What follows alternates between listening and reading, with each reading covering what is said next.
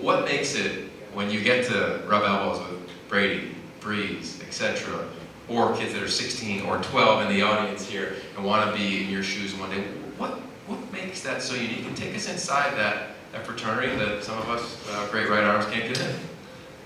Yeah, I think it's definitely it's an interesting group of people when you get into a room with a lot of quarterbacks and you've been around for a long time and have seen it, where it's like kind of everyone's kind of an alpha, and you're kind of trying to figure out, all right, well, who's the real alpha? Like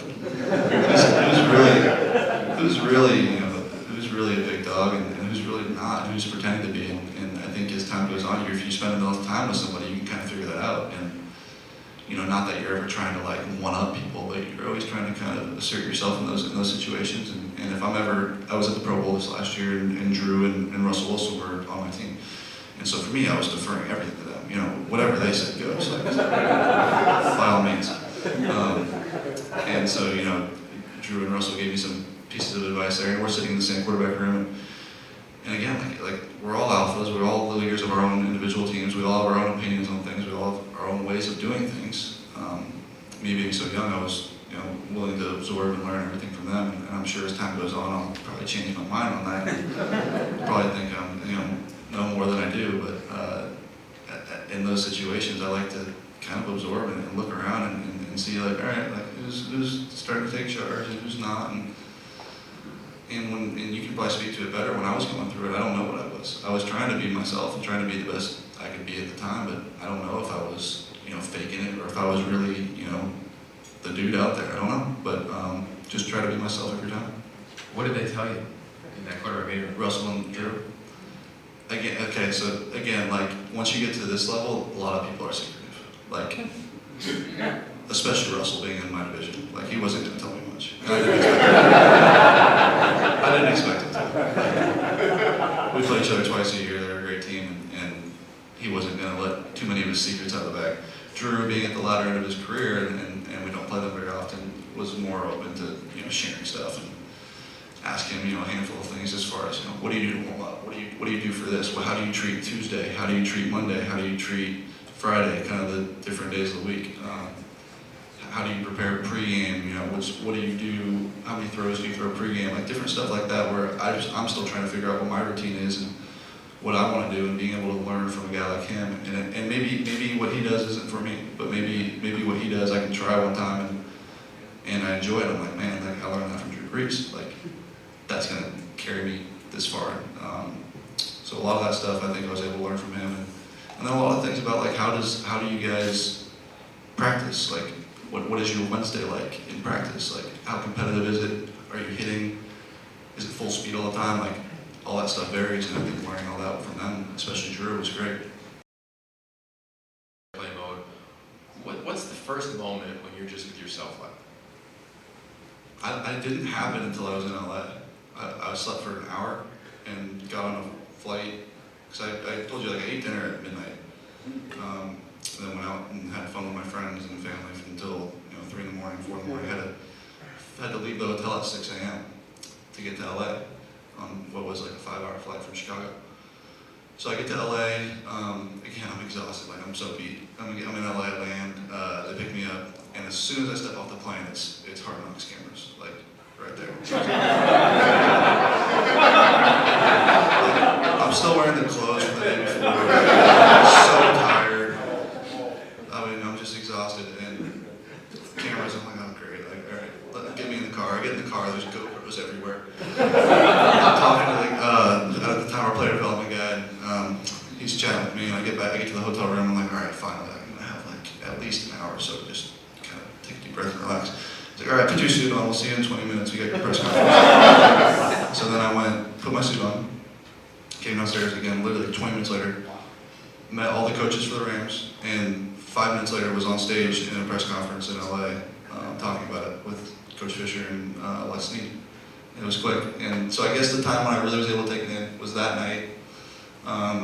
We had dinner at the top of the hotel at Wolfgang Puck with my family, and I was in like my Ram stuff and like kind of looking out at LA, and I was like, holy smokes, like this is it, like it's like all the circus is kind of over, and I can kind of enjoy it now, and this is the city I'm gonna live in, and kind of started to take it all in right then. When you walk into a facility, much like as a freshman at Cal, you knew you were going to compete against. But you weren't the number one recruit in the country. Yep. Now you're arguably the number one recruit in the country, is the top pick. What's it like? Like, are you trying to figure out how to operate, how to talk, who to be? Like, are you confident enough to be like, I'm just gonna work? Like, what's your process?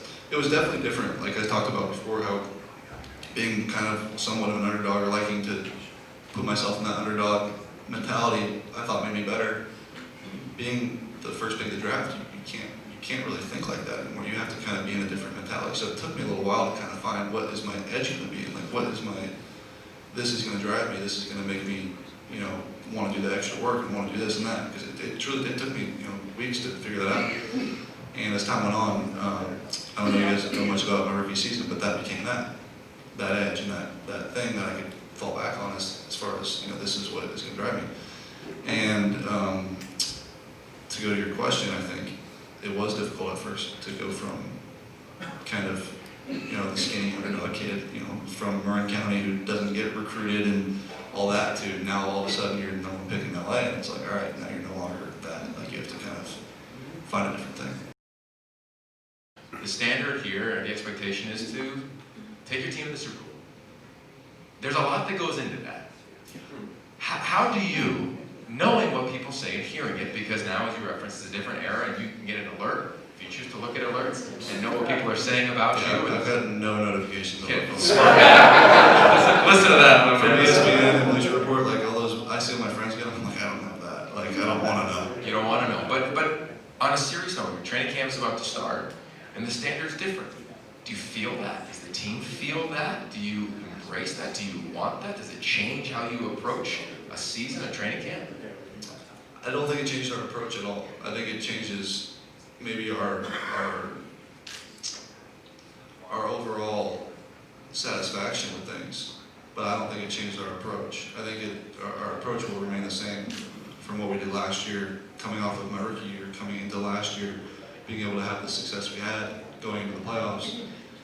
Coming into this year, we need to treat, and these are conversations I've had with players, coaches, everyone, we need to treat it just like we were bad last year, just like we didn't do well last year, and come into this season with that same mindset. And because if we don't, we'll get, you've seen it a million times. I mean, you've seen the teams that have had the type of buzz. I mean, we can't ignore it. We have buzz. Like, we've made some additions. We've had a good year last year. We've got a guy named Aaron Donald, Todd Gurley, and Dominican Sue. I mean, we have all these players.